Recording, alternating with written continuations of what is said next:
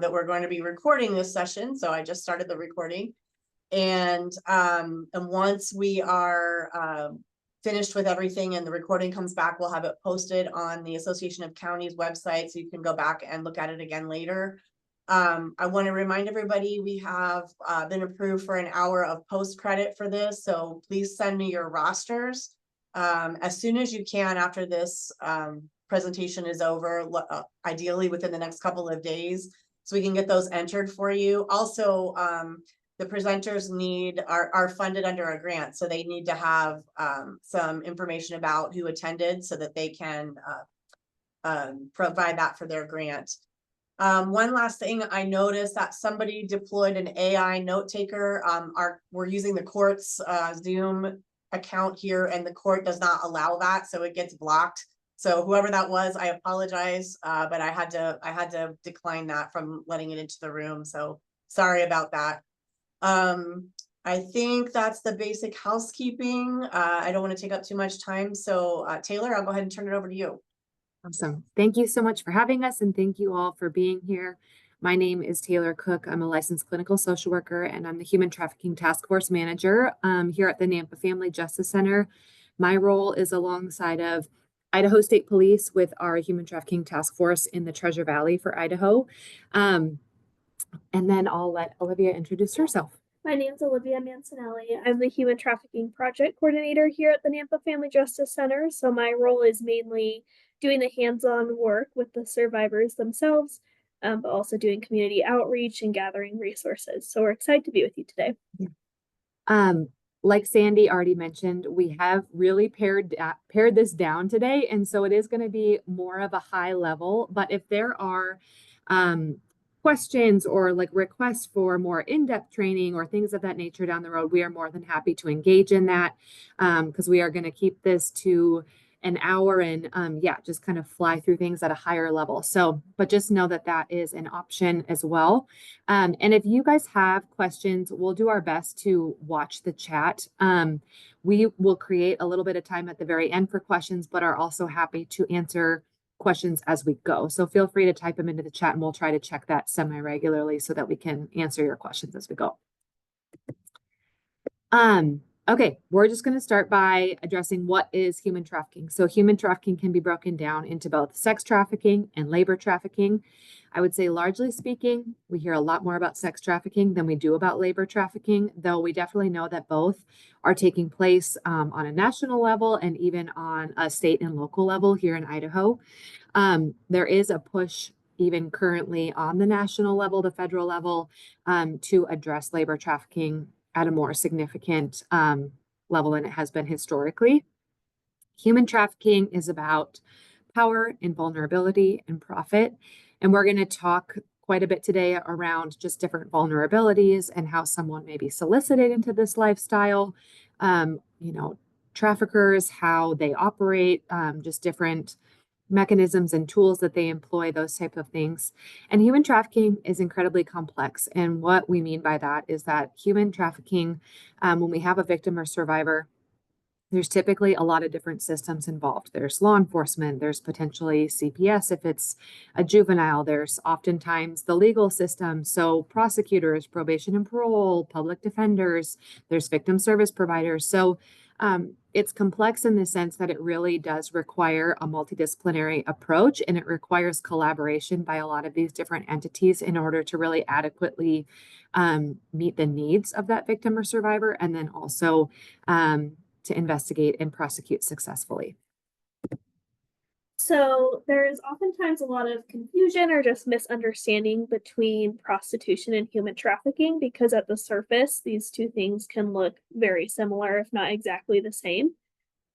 So some things we like to highlight is the difference between prostitution and human trafficking is, one is prostitution is someone's choice. They're making the decision to do the sex work, whereas human trafficking, there is always some sort of force, fraud, or coercion. Additionally, with prostitution, money will stay in the hands of the prostitute, whereas in human trafficking, the money may initially be handed to the victim, but that money is almost always being handed over then to the trafficker or someone higher up in the chain than they are. These things can overlap though. A lot of times we work with people who believe that they are making the choice to engage in this, and then through some further conversation, digging, and some red flags, we realize that this person is actually a victim of human trafficking. So they can look the same, they can overlap, but there are some distinct differences when we're talking about the actual definitions. Yeah.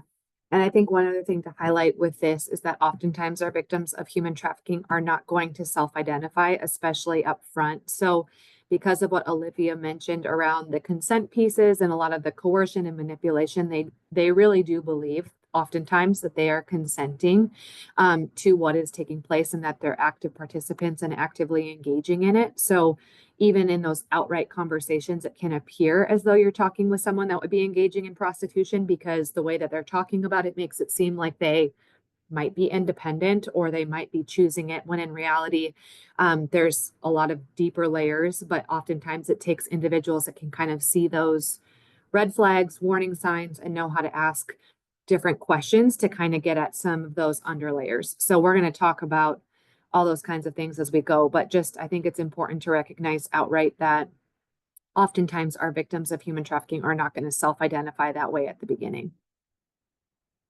So the Trafficking Victims Protection Act is the first kind of federal level laws or legislation that was put into place around human trafficking. And this is really important because prior to this, there wasn't necessarily a set definition on the legal level of what human trafficking is.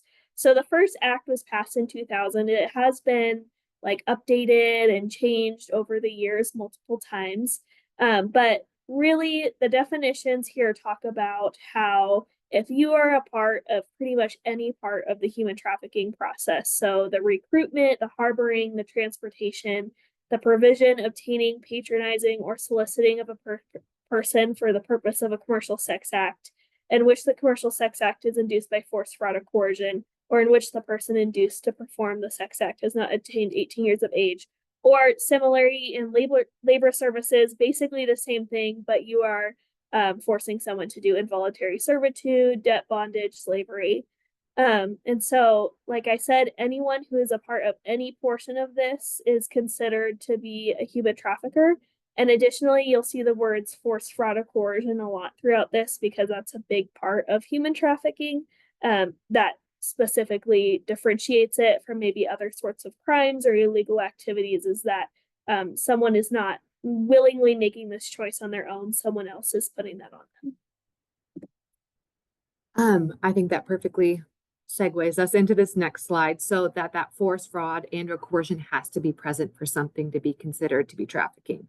If you don't have those three elements or one of those three elements, you typically still have some other type of sex crime. You just don't necessarily have human trafficking, except when we're referring to our juveniles. So if we have someone who's under the age of 18, you do not need to prove force, fraud, or coercion, at least on the federal level, for something to be considered trafficking. So those elements are only applicable to our adult victims and survivors. This is really kind of a breakdown of the TVPA and just kind of, I think, some of the things that are important to highlight.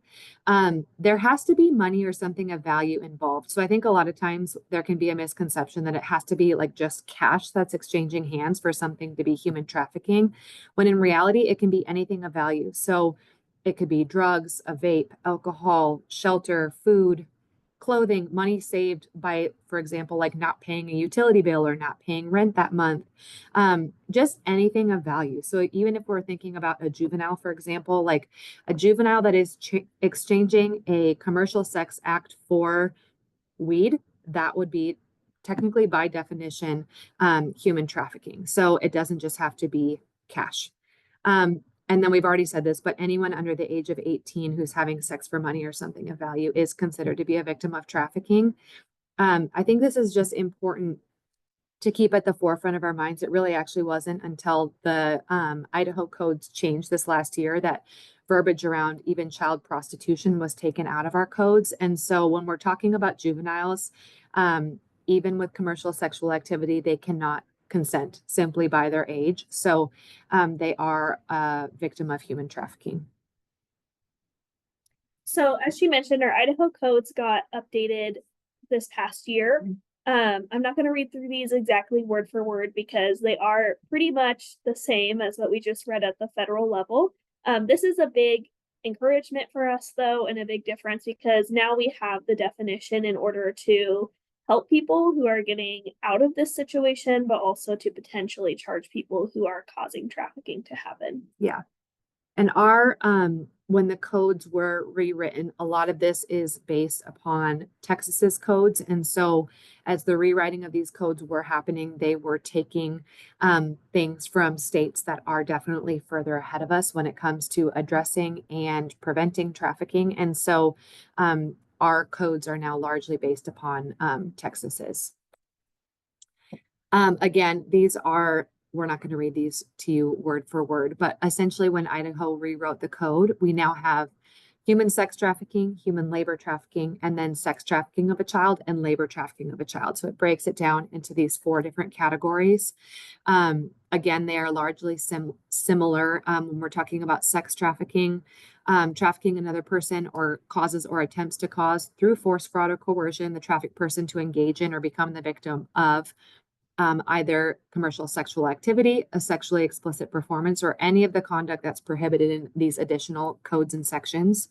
And then number 2, engages in sexual contact with the person being trafficked, or receives any benefit from participating in the venture that involves the activity described in the subsection. So, for example, if you have like a driver that is knowingly participating in and transporting victims from one location to the other, even if they are not the main trafficker, but they're benefiting from that venture and they're fully aware of what's going on in that venture, that person could be charged with human trafficking as an example.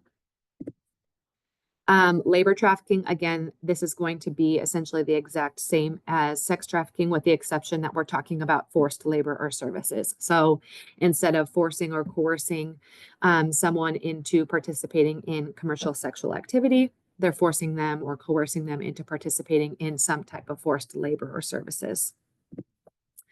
And then on this slide, we have both sex trafficking of a child and labor trafficking of a child.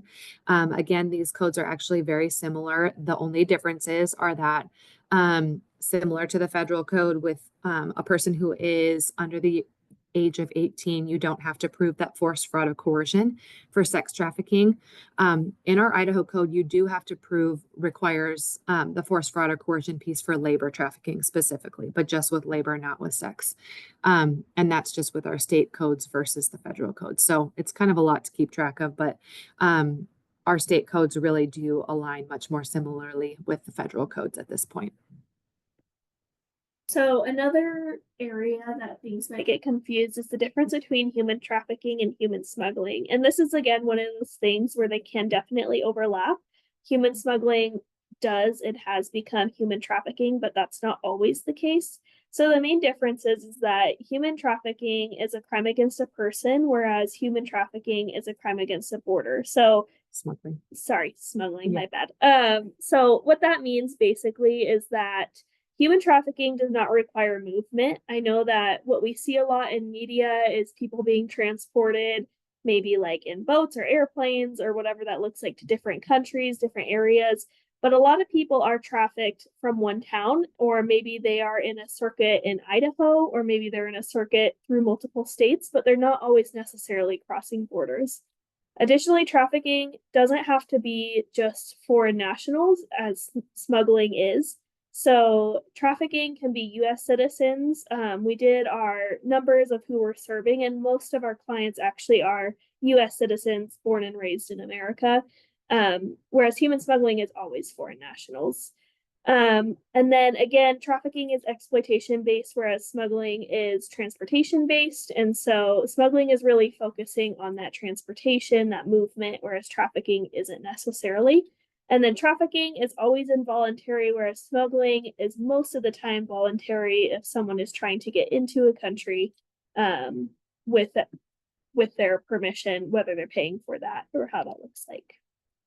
And like Olivia mentioned, sometimes smuggling can evolve into trafficking. So for example, like if someone was crossing the border and was initially a voluntary thing where they were trying to get from one place to another, but then as soon as they crossed the border, the smuggler, for example, forced or coerced them into something where it was like, okay, now in order to pay this debt off, this is what you're going to do for me. And then at that point, it becomes a trafficking situation. So that's an example of how it could evolve into trafficking kind of from smuggling, but inherently they are two separate things. Okay, we're going to kind of break down sex trafficking and labor trafficking and just talk a little bit about where you might be able to find some of these things. So, sex trafficking can look like personal sexual servitude. This is essentially when we have one victim that is being abused over and over by one person. So, an example of this could be like a mail order bride or something of that scenario. We have pornography or remote sexual acts. So, where pornography can come into trafficking is when we have videos or photographs that are being taken of these sex acts that are then being sold, obviously without anybody's consent, in addition to the acts that are taking place in person. I will say pornography is also just a grooming tactic. This is something that we see, in child abuse and sexual abuse and a lot of different things. And so similarly, when we're talking about pedophiles and traffickers, pornography can be a tactic that they will employ to groom their victims into just, maladaptive sexual behaviors, really accepting things as normal, a lot of those different kinds of things. And then remote sexual acts. Because we live in a technological day and age, there are situations where we have individuals that are not having necessarily any in-person contact, but are performing all of those illicit sexual activities through a webcam or on a website. It's all being done technology-based. Escort services. This is essentially online advertisements. And the unfortunate reality is that you really can get whatever you want, wherever you want, whenever you want it. Even here in Idaho, even in the Treasure Valley, even in a lot of places that you would probably not necessarily expect. This can look like Craigslist. This can look like the dark web. This can look like online apps. There's a lot of different places where escort services can be advertised and solicited. Residential. So this is things that are taking place in our neighborhoods, in our Airbnbs and VRBOs, in trap houses. So houses where there is illicit drug activity and other illicit activities taking place. But trap houses that are, again, in our neighborhoods, in our backyards. And then familial trafficking, this is trafficking that is happening by our family members. So whether that is mom or dad or a sibling, or an aunt or an uncle or whoever it is. This is trafficking that's being done by a family member. Again, with any kind of trafficking, but especially with familial trafficking, again, it doesn't necessarily have to be cash that's exchanging hands. So we have seen before where it's a parent that is selling a child to support a substance use habit, or a parent that is selling a child in order to pay the rent that month. So it doesn't necessarily have to just look like cash. It can look like other things. I am seeing a question in the chat. Okay, the chat question is, I've noticed on Facebook Marketplace that people are advertising clothes and then using pictures of themselves to show those clothes. Could that potentially be a setup for escort services? I'm not sure the exact advertisement that you're talking about, so I don't want to say like yes to that specific one. However, Facebook Marketplace, yes, is a place where we do know that this is taking place, and a location where there are definitely advertisements being posted and responded to. An example I've heard of that specifically is like if someone is saying there's a car for sale, and then when you open that, there's a picture of a car, but there's a woman who's mostly naked in that picture. So again, you don't want to say blanket statement, yes, that's always the case, but there are definitely some indicators that it could be.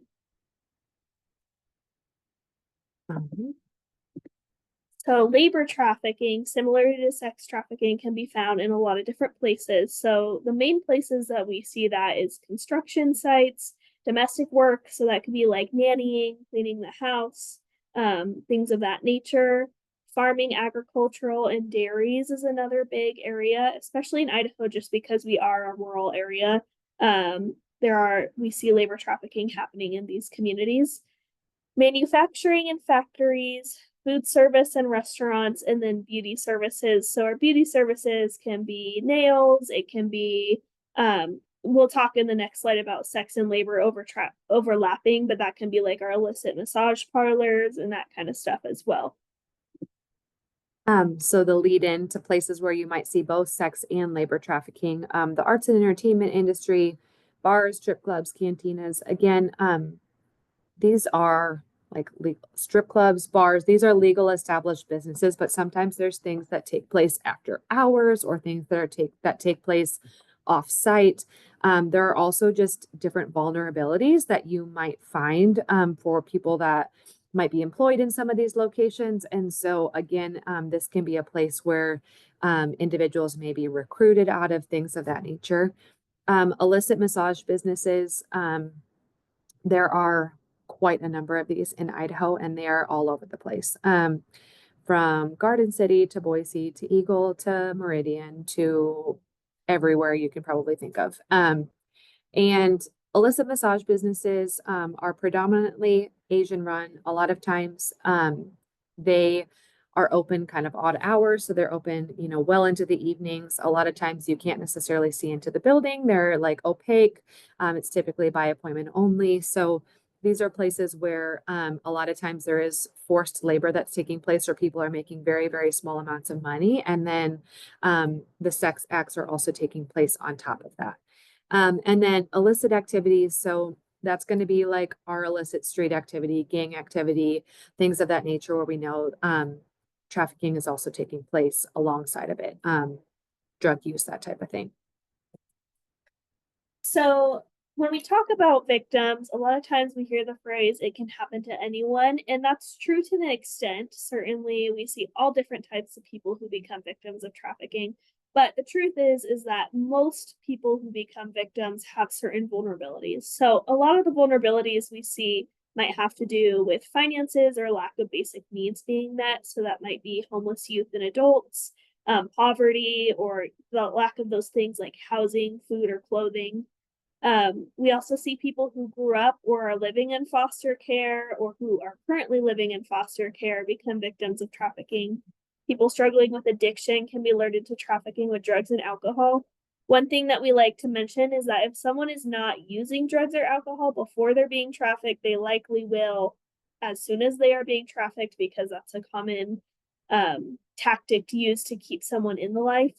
Immigrants, adults, and children, victims of abuse and neglect, again, some of that normalization, individuals from unhealthy home environments or unsupervised children, children in juvenile corrections or children with parents involved in the Department of Corrections, LGBTQ plus and transgender people, newly joined gang members, and children with cognitive impairments. One of the ones I like to point out on this slide is the unsupervised children. I think a lot of times we think of kiddos as, they have to be engaging in some huge risk factors in order to become victims. But I know I've worked with kiddos whose parents just work all day and love them and care for them a lot, but what they're doing on their phones is not being monitored. What they're doing in their free time is not being monitored, or maybe they're staying with a family member and that's not being monitored, and the family member is the one who's trafficking them. So again, it can look different. Every victim's life circumstance is different, but there is usually some form of vulnerability involved. So our victims often go unidentified. There are a lot of different tactics that a trafficker will employ, and similar to the vulnerabilities, a trafficker will ultimately exploit an individual's vulnerabilities and then meet that need, and then really at any point can take that away from them. And so these victims are largely dependent on their trafficker for a lot of different things. And similar to like domestic violence, for example, there's a lot of power and control tactics that a trafficker will employ on their victim to keep them where they are. So a lot of times victims will not come forward because they are incredibly fearful of their trafficker, and they're being largely controlled by their trafficker. Our victims also are misidentified. So maybe we see them at a substance use treatment facility and we're treating the drug addiction or the alcohol addiction, but we're not necessarily seeing the trafficking element that is also there. Or maybe we're seeing them at the emergency department for a a miscarriage or an STI or some type of injury, but again, we're not catching the trafficking component. So sometimes we are more so just treating those surface level issues versus getting to the underlying dynamics. Some of that is strictly time, so if we have an individual that is being seen in the emergency department, there's only so much time and depth that you can go to in that sort of setting. It's a little bit, I don't want to say necessarily easier, but when you have a longer period of time with that individual, like say you're doing counseling with somebody or you're meeting them for supervision and you get to see them more regularly, that does create opportunity to build rapport and kind of get deeper information as you get to know that person over a period of time. And I would say more often than not, we do not meet these individuals on a first time basis. This is information that comes out over time through typically multiple contacts, multiple meetings and interviews, and is something that kind of unravels as we talk about their situation and just kind of learn more. So some potential warning signs that you might see is signs of physical abuse, such as burns, marks, cuts, or bruises. We do like to say that a lot of times you might not recognize these things, just like child abuse. Usually traffickers are smart enough not to draw attention to themselves in that way, or they just won't allow someone to leave if those wounds are showing. Unexplained absences from school or truancy is a big one for our kiddos. Sudden inappropriate dress or sexualized behavior. Overly tired in class or unable to keep up with studies. If someone is up all night working, or in a labor trafficking situation in which they are not given rest or proper food or that kind of thing, they'll be very tired. Withdrawn, depressed, or distracted, bragging about having or making a lot of money, displaying expensive clothes, accessories, shoes, or a new tattoo. We see all different types of tattoos that correlate with trafficking, though we do like to give the caveat that just because someone has a tattoo in a place that we might think is odd is not necessarily meaning that they're a trafficking victim. Older boyfriend or girlfriend or new friends. So even if they're not a minor, if someone is like 19 and they have maybe like a 50-year-old boyfriend, that might be a warning sign. Disjointed family connections, running away, living with friends, or homelessness. For our kiddos, the runaway youths are the most likely to become trafficked. We see it all the time where a kiddo runs away and then needs to access those things like housing, food, drugs, whatever that looks like. And so they end up getting wrapped up into the life. Interacting and sharing information with significantly older people online. Constant cover up for abuser or self-shaming and blaming, and risk-taking and poor behaviors. And similarly to the new tattoo, we just like to say, just because someone displays one or multiple of these things doesn't mean we automatically jump to human trafficking, but these coupled with maybe some specific vulnerabilities about, some red flags, maybe some history or some things that are said that kind of like perk you up a little bit, that would be more of a concern. Yeah. And just to add on to that, there is definitely some overlap. So some of these warning signs can overlap with things like domestic violence or child abuse or substance use in a home. So really it does take, like Olivia mentioned, if you all of a sudden have a person in front of you that has a number of one or more vulnerabilities, and then you're seeing one or more of these potential warning signs, I would say that it's just more so a little check that I have in the back of my mind, like as I'm interacting with somebody, and then that would probably prompt me to just over time ask more questions, open the doors, create opportunities for that individual to share type of thing. So we're going to keep going with some of these warning signs and red flags. These are pertaining to working and living conditions specifically. So the individual is not free to come or go as they wish.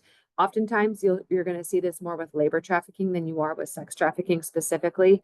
A lot of times our labor trafficking victims are living in the same place that they're working. And so, and often they are restricted and not allowed to leave that location by themselves specifically.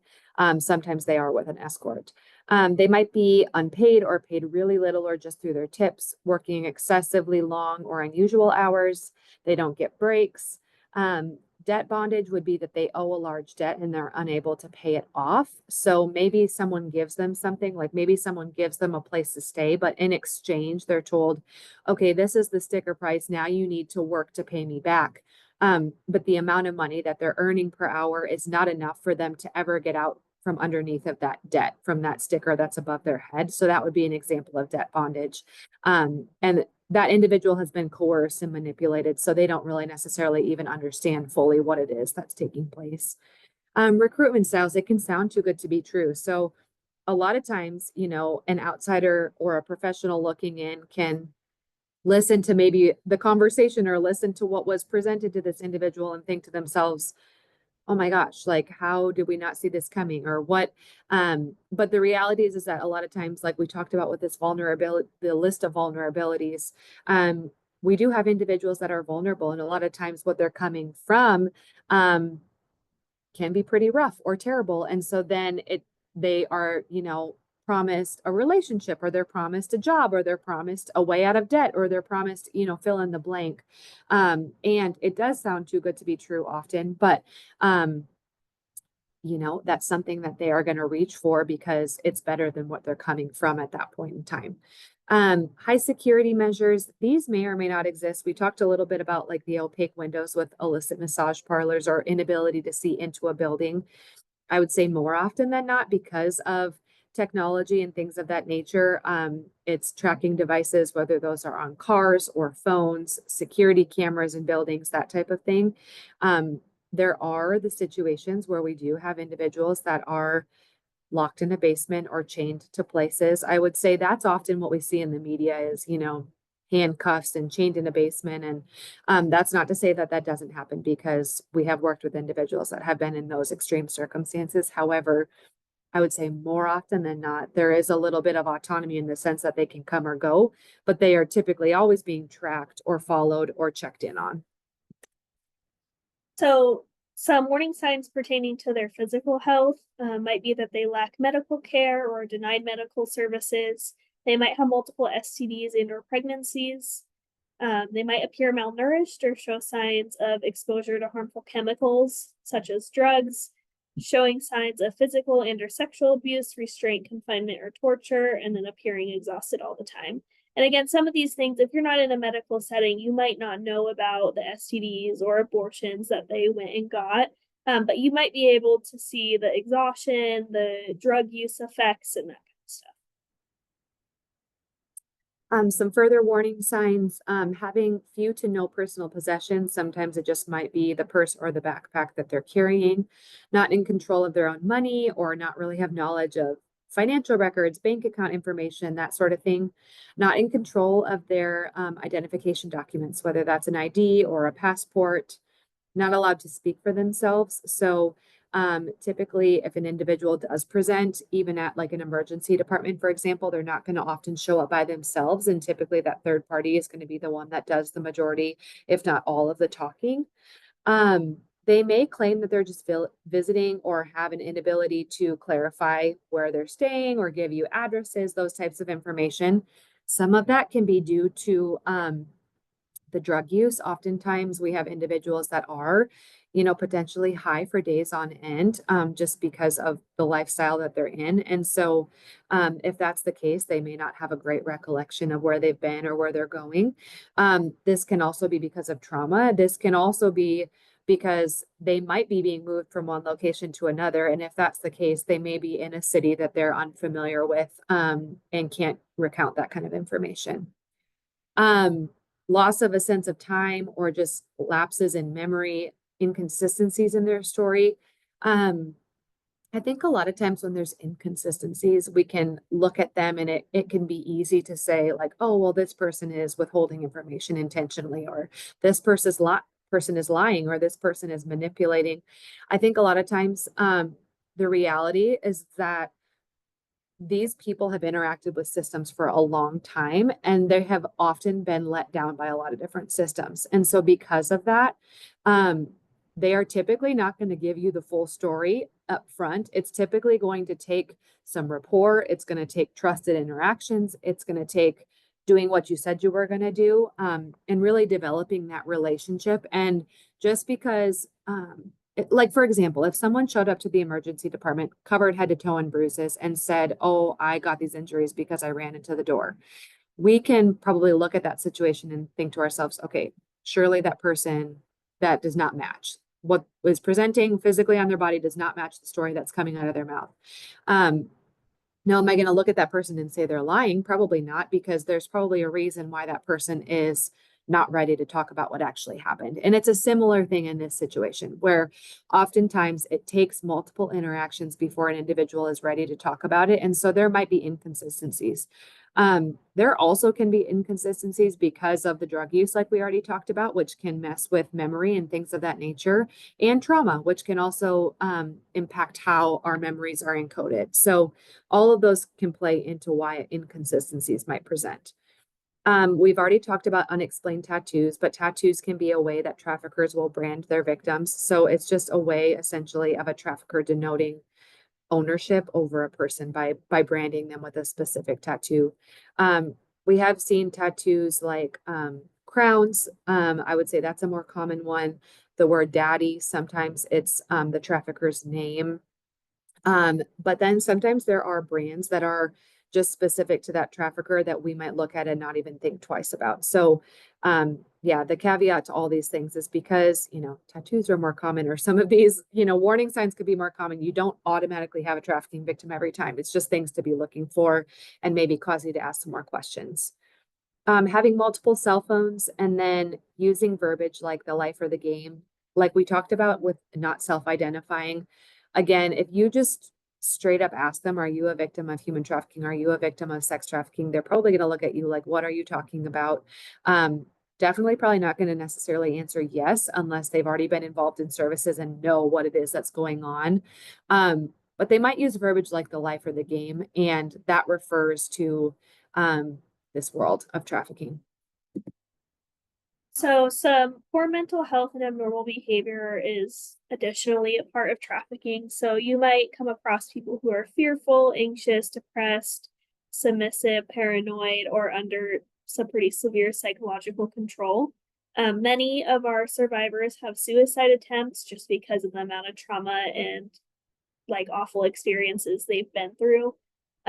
They might exhibit unusual behavior after bringing up law enforcement. A lot of times, if they haven't already been arrested for something or had their own interactions, they're still being conditioned to dislike law enforcement and others in the system. So that can also be health and welfare. That can be anyone really involved in the system. They might avoid eye contact, or they might be reluctant to talk about older adults they've been hanging around. If teenagers are maybe running away but not telling you where they're running to, and then you find out it's with someone much older than them, that might be a red flag. And then exhibiting signs of trauma. So a traumatic event is defined as exposure to actual or threatened death, serious injury, or sexual violence. So our trafficking victims are victims of trauma. And I think what we just really want to kind of emphasize with this is that you are often going to see trauma responses, and that can look different in a lot of different people. That can present like anxiety, that can present like depression, suicidal thoughts, that can present like anger, anger outbursts, that can look like someone sitting in front of you and cussing you out. Like there's a lot of different things that can present, and a lot of times it has a lot more to do with the traumatic events that they've experienced than what is actually going on in front of you at that moment. This quote comes from the book, The Body Keeps the Score, but I think this is important for us to remember. But trauma is not just an event that took place sometime in the past. It's also the imprint of that experience on the mind, brain, and body. This imprint has ongoing consequences for how the human organism manages to survive in the present. So I think what's important to keep in mind as professionals is that when we're working with individuals that have experienced these kinds of traumatic incidences, even if this trauma took place 5 years ago, but I'm asking this individual to recount it in front of me right now, I am potentially going to re-trigger them. I am potentially going to see some in the moment trauma responses, even though it's not happening right now. It didn't happen yesterday. It maybe happened sometime in the past. Also, the majority, if not all of the survivors that I have spoken with, this isn't something that ever goes away. So this is something that a lot of people can move forward. They can heal. They can go to counseling. They can become successful individuals in the community, get jobs, all of those kinds of things. But typically there are ongoing consequences that still will rear their head, whether it's a situation or a relationship or just different things that can sometimes pull up that past, even in the present moment. So I think that that's just important for us to remember as professionals that are working with these individuals.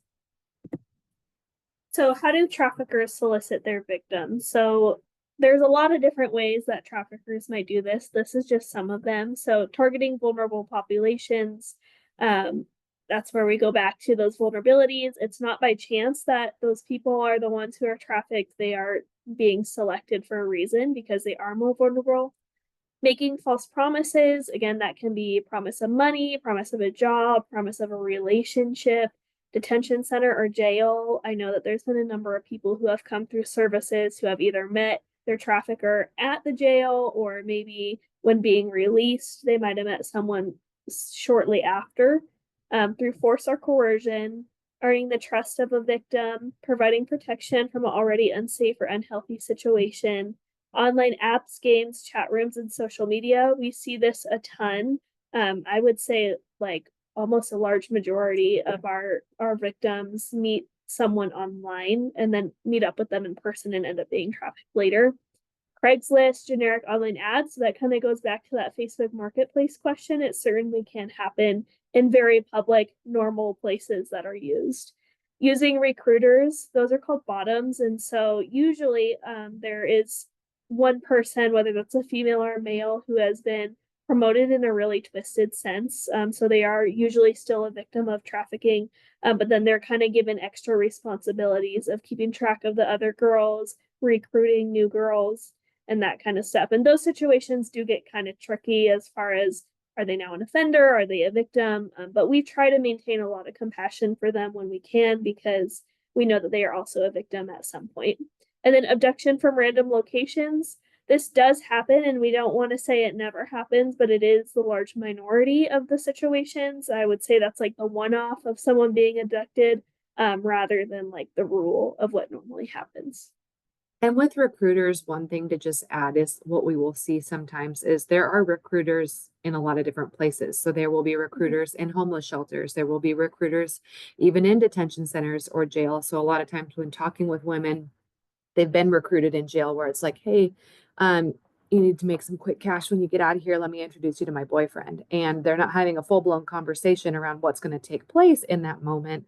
But there are recruiters in a lot of these places where you might find individuals that are already vulnerable. So homeless shelters, substance use treatment centers, in the jail, places like that. So, understanding how traffickers operate, in most human trafficking situation, the victim knows and in many cases loves and trusts the trafficker. We see, like we said, a lot of times it might be a boyfriend, it might be a parent, it might be a good friend. And that does make it more difficult in, finding out if someone is being trafficked, because they don't necessarily want to out someone who they do love and care for. Fraud or coercion, which can be manipulation, are more frequent ways of recruiting people. Fraud and coercion tactics, they can typically depend on the victim's vulnerability and their unique circumstances. For example, if someone doesn't have housing, they're going to offer them housing, whereas if another person has an addiction to meth, they might be offering them meth. So there's kind of variation there. But job opportunities, safety, stability, drugs, affection, a sense of belonging, these are all things that can be promised, that can be used as a way to bring someone in. And then grooming, just as we see that with many other forms of abuse, the process of convincing someone that this is what they want. A lot of times by the end of that grooming process, as we've talked about, they don't really even identify that this is something they're being forced or manipulated into, even though they might feel scared or unsafe or worried. They still believe that this is something that they walked into willingly. So coercion, I think sometimes we can hear that word and we're like, what does that actually mean? Or what can that actually look like? It can look like a lot of different things. And I would say oftentimes traffickers are employing multiple of these at the same time. So withholding pay, physical abuse, inducing or exploiting a substance dependency, threats of abuse, rape or sexual violence. It can look like physical isolation, branding, like we talked about, controlling or withholding a victim's access to food, like we talked about earlier, that malnourishment, that can be a way that, again, traffickers will control them, whether that's up front. I've spoken with victims where they're locked in the bathroom and not given food or water for a couple days and then forced into something, or they don't meet the quota, so they don't do what they're supposed to do. Essentially, they don't bring back the amount of money that they're supposed to bring back. So then one of the punishments, a lot of times there is physical punishment that comes with that, but sometimes food restriction can be a punishment that is induced at that point. There's also non-physical coercion that can look like brandishing weapons, that can look like verbal and emotional abuse, fraudulent job offers, a feigned romance, threats to the victim's child or family members. So coercion can really look like a lot of different things. So a lot of times people wonder if these situations are so terrible, if it's happening, then why don't people walk away? And there are actually a lot of reasons that people stay in these situations. So first, as we've touched on many times, people don't always see themselves as victims while they're being trafficked. They might believe they made the decision to be here. We have teenagers who are like, I got the alcohol, like it's not a big deal. So they might not even recognize the gravity of the situation. Another big one is fear of law enforcement. They're worried that if they out their trafficker, they will be the ones who get in trouble because they've oftentimes been told that that's what's going to happen. If the trafficking is happening in the family, or there is maybe they're not being trafficked by their family, but trafficking is something that has gone on in the family, like mom was trafficked, grandma was trafficked, that kind of situation, the familial conditioning can be really strong. Fear of disappointment or disappointing. They have been groomed to believe they are making their own choice, Stockholm syndrome, emotional ties to their trafficker, dependence on their trafficker for physical needs like money or shelter. I know a lot of times, even if people want out, they don't necessarily know how they'll get out because if they have a racked up criminal record, if they have dependence on them for housing, for food, it's really hard to walk away from that without knowing where you're going to get those things. It's also just familiar. If they've been in this life for a while, it feels like it's what they know, and it can be scarier to leave that. And then threats, which those can be perceived, actual, or threat of death. This next slide is quotes from survivors, and part of what I have done is helping with some group therapy for victims and survivors of trafficking.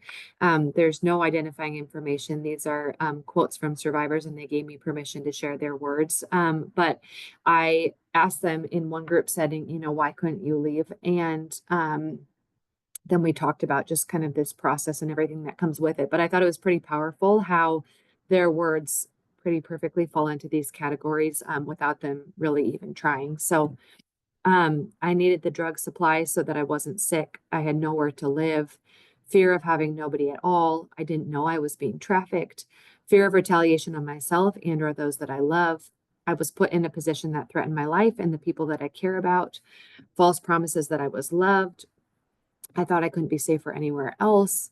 I had nowhere else to go, and they took my car and my keys. And so I think, again, it's just important to keep in mind, similar to domestic violence, where individuals will go back to their abuser multiple times before leaving for good.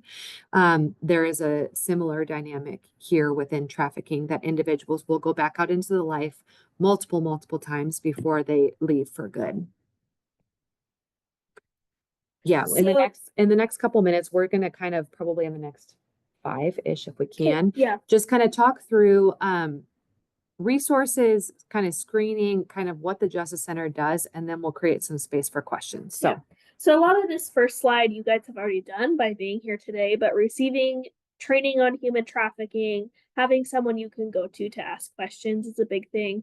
But the big part on this is understanding next steps. So if you screen someone for human trafficking and it's identified, what are you going to do? Are you going to refer to someone? Do you have internal policies? Is there organizations you can partner with for that screening if you're unable to screen? Additionally, we know you guys aren't social workers, and so recognizing your scope of what is your ability to do this? Should you screen? Do you have support to do so? Are all big questions. And one thing to just mention, like you guys in your role, you are doing assessments, you're meeting with people. Some of these things, we're not necessarily like implement a human trafficking screening specifically, but there are ways I think to incorporate some questions into assessments and things that you guys are already doing that then would be able to kind of identify some of these things. I know within, the Juvenile Department of Corrections, there is actually a screener that was developed and has been rolled out in the last number of months here as well. But I think part of this is just, even as we talk about screening more, so it's just like, what questions can we be asking, or what are we maybe already asking within our assessments that would point to some of these red flags or risk factors that would then prompt a different kind of response. So so building rapport, and this is something that I know you guys are doing all the time, but establishing a relationship with the client, ensuring that they have privacy and confidentiality. Obviously, in your role, there are things you have to report. And so explaining that to the youth, but also to the adults you're working with, these are my limits, will really build a lot of trust. Meeting the basic needs of the survivor. So how can we make sure they're getting fed? How can we make sure they're receiving substance use treatment? How can we make sure that they have a place to stay? And then giving them an option to talk about those experiences. But as Taylor mentioned, a really big thing is just asking questions in an empathetic way, very open-ended. So you hear this presentation and you hear, okay, force, fraud, or coercion, and you might be tempted to ask, like, did someone manipulate you into having like a sex trafficking experience? Or like, have you anyone ever used fraud to labor traffic you? But it's really important to ask questions more like, sometimes other people are tricked and they're told they're going to receive pay for their work, but never do. Has this ever happened to you? Or when was the last time you felt safe? Tell me more about that. And just kind of leaving it open-ended, you'll get a lot more responses from your clients than if you're asking those specific questions that they might not even understand what you're talking about. And then, as we mentioned before, understanding trauma responses to questions and responding in empathetic ways. I know I've been in rooms where people are cursing, screaming, throwing things. And then I'm also in rooms where people are just silent and looking down and not wanting to engage, or very emotional. And so understanding that a wide array of responses can happen even from one individual, and having a plan of how you can respond to that in a healthy way. So this is an example of just like an internal policy for screeners. So when to screen, when not to screen. Again, asking yourself, what is my agency's response going to be if they answer yes to any of these questions? And what's the most important resource to focus on? Sometimes we want to know just because we want to know, and that is not always the best approach. Make sure you're asking these questions for a reason, seeing if they need help, if you have safety concerns for them. But if trafficking has already been identified, you might not even need to ask these questions and just provide the services. And then also making sure you have the ability to call a crisis line, place a client in a hotel. And if you don't, figuring out where in your community you can get help with those things.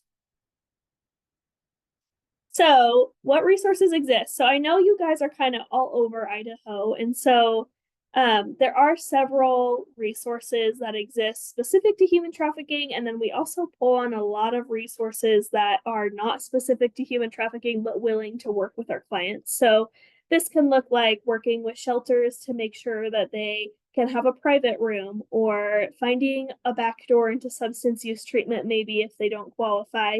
There are a lot of resources. We are working on putting together like a resource map. And see your question, Mary. We will make sure to provide a copy of the last sheet. That's actually from a screener, so we can probably provide the whole packet. But as I was saying, we are working on creating a resource map. So I don't want to push you guys off too far, but that will be something that's coming up soon. And we will make sure that you guys have access to that so that you know what's available to you in each area of Idaho. And then the Nampa Family Justice Center's resources are something that we want to make sure is accessible to you. While we're located in Canyon County, our grants can cover all of Idaho. And so we can help, put someone in a hotel if we need to. We can help relocate someone in state or out of state if we need to do that. We can talk to clients on the phones. All of those type of things. So we have a lot of different resources, even from counseling to case management. So we are willing to work with you guys, and we would love it if you reach out to us when you come across this, if you have questions, and if you need help placing someone. So this is our contact information. And like Olivia said, when we talk about, just different services, we have access to a lot of different direct services, from mental health counseling to substance use treatment to housing assistance to, some of those tangibles like hygiene items and food and transportation and just those kinds of things. And so, and like Olivia mentioned, we're in the process of creating, kind of a resource map, but have a lot of just different resources in the different directions. And so, one thing that we want to make ourselves accessible to you guys, where if you are coming across a situation, you can feel free to call or text or email us. And we would be more than happy to staff that situation with you to kind of help you tease through, is this trafficking? Is this not trafficking? If it is sounding like something, pointing you in the right direction as far as resources go, depending on where you're at. And then, like Olivia said, as soon as we have that mapped out formally, we will get that to Sandy and she can push that out to all of you, so that you guys have that in a more concrete place as well. I know we've got just kind of a couple minutes, and I know people have been chiming in with questions in the chat. Are there any other questions that anybody has based upon the information that was presented, or resources, or what the Justice Center does?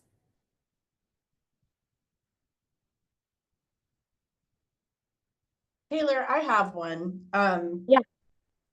If anybody else chimes in, certainly ask away. But you mentioned, assessing people, and I'm curious if there are, or you mentioned that the juvenile system has created sort of some kind of assessment or checklist or something. Are there assessments out there that are built for getting to this information? Anything that's sort of evidence-based or anything, or is the advice just to kind of go through the checklist in a more subtle way, to try to get to the heart of what's going on? There are verified screening tools, and we would be more than happy to share those with you. I would say that, yeah, there are a few different ones that we use here at our center. Just to give an example, like we have a couple questions that we have built into our intake process. So if individuals are answering yes or answering certain ways on that initial intake, then that kind of prompts further screening and assessment. And so there are ways that you guys could probably be building some questions in, or kind of determining what questions would maybe make the most sense. And Olivia and I are happy to participate in that conversation if that would be helpful, and can even share, what we've incorporated in our own intake to kind of identify up front, versus just asking, are you a victim of trafficking? Just other ways to kind of get at it. But then, yeah, there are verified screening tools that definitely go more in depth. And those are something that we have in our back pocket here as ways to kind of ask questions in different ways. And we would be more than happy to send those to you as well. I think they're good to look at because they just give you different ways to ask questions, that, like Olivia mentioned, are definitely more conversational in their approach. They're more natural to ask, honestly, and less, yeah, they're just less forward. I think they're more, it would be easier to identify. So we would be more than happy to share those. That'd be great. Thank you. Mm-hmm. Any other questions? Well, seeing none so far, Taylor, Olivia, thank you so much for your time today, for doing this. Yeah. For us. We really appreciate it. For everybody Absolutely. still on the call, they will be sharing, or they have shared their slides with me, and I will send them out to everybody who was registered for this webinar. Just a reminder to send me your post rosters if you want to get credit for this. Sooner is better than, a week from now. And I am going to be providing the information to Taylor and Olivia for their grant. So just a heads up about that, so they knew who was here. I think with that, we're probably good to go. Thank you all for attending, and thank you again to Taylor and Olivia. Thank you for having us, and thank you all for the work that you do.